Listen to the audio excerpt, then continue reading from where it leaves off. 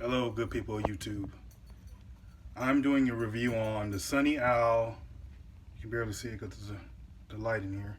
Sunny Owl black Jamaican castor oil beard oil.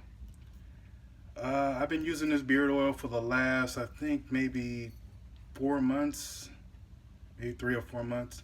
It's a good beard oil. It goes a long way. You get a lot for what you pay for compared to other beard oils. It's really helped my beard a lot in terms of growth and keeping it moisturized, and I highly recommend this beard oil, but there's other beard oils out there if you want to try them, but I've been using this and it's been working pretty good for me, and has a lot of natural ingredients. Where are the ingredients at? Sunny Owl Jamaican black castor oil, of course, argan oil, jojoba oil, extra virgin coconut oil, grapeseed oil, and other essential oils for the scent. So if you're looking for a good beard oil, I recommend this highly. I've been used it today actually, and it's been working pretty good for me. And if you're watching this video, thank you for watching this video. God bless.